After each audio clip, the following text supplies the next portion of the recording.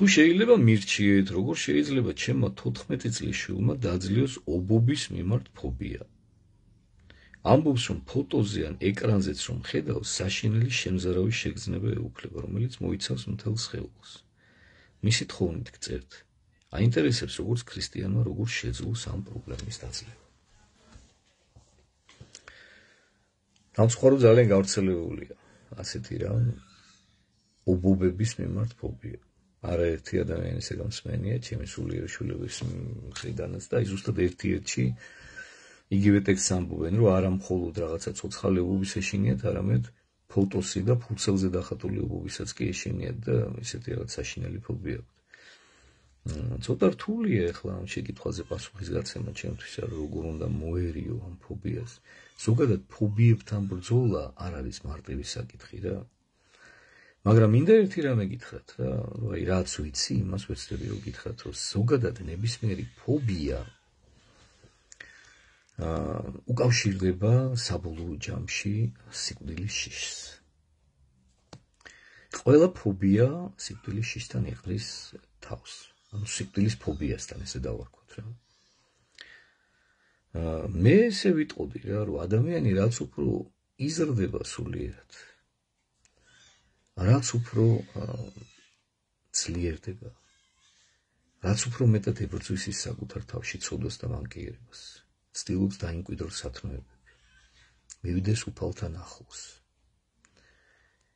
მით უფრო და უფრო მეტად შეძლებს ეს ადამიანი, რომ მოერიოს ამ თავის შიშას და ფობიებს. იცით რატო? იმიტომ რომ დროთა განმავლობაში ადამიანი რაც უფრო სულიერად იზრდება, მით უფრო ნაკლებად ეშინია მთავარი ფობიის, სიკვდილის.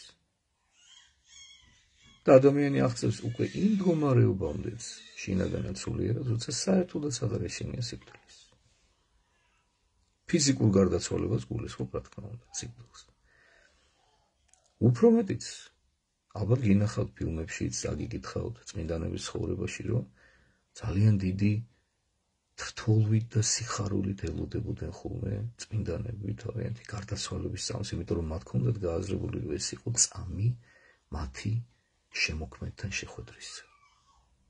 ვისკენაც ისინი ისედაც მთელი თავისი ცხოვრების განმავლობაში მთელი შეგნებით ისწრაფოდნენ. ამიტომ მათ არ აქვთ ესეთი რაღაც განსაკუთრებული შიში და პირიქით გეუბნებით. არ აქვს შიში არ აქვთ, არამედ პირიქით სიხარულით ელოდებიან ხოლმე. არაერთი შემთხვევა ესეთი დაფიქსირებული წმინდა მამათა ცხოვრებაში.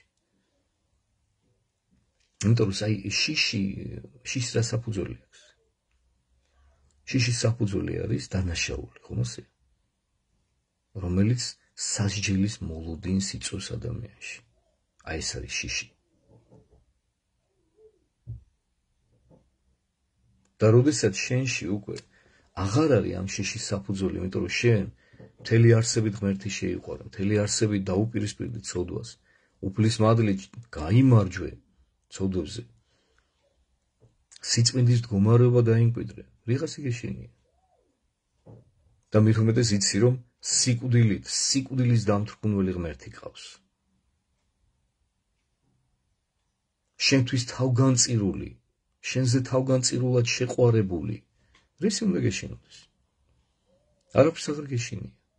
შიშით აღარ ელოდები მერე უკვე სიკვდილს და კიდევ ერთხელ გეუბნებით, როდესაც ყველაზე მთავარი ფობიის აღარ გეშინია, სიკვდილის ფობიის, და ამას ამარცხებ. ავტომატურად მერე სხვა ყველა ფობიებით მარცხდება, ობობა იქნება, წყლის შიში იქნება, დახურული სივრცის შიში იქნება, სიმაღლის შიში იქნება, სიბნელის შიში იქნება, ძაღლის და ასე შემდეგ. ეგ ყველაფერი არის აი სწორედ იმ ერთი მთავარი ფობიის გან. ასე რომ რა ვიცი, ჩემი რჩევა ესეთი იქნება, რომ ეცადეთ რომ სულიერად სწორი ცხოვრებით იცხოვროთ და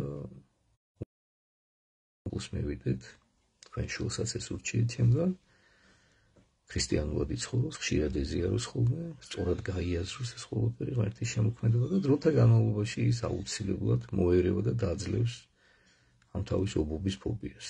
და გაიაზროს, რომ ობობაა რა, ჩვეულებრივ ერთ-ერთი ღმერთს ქმნილი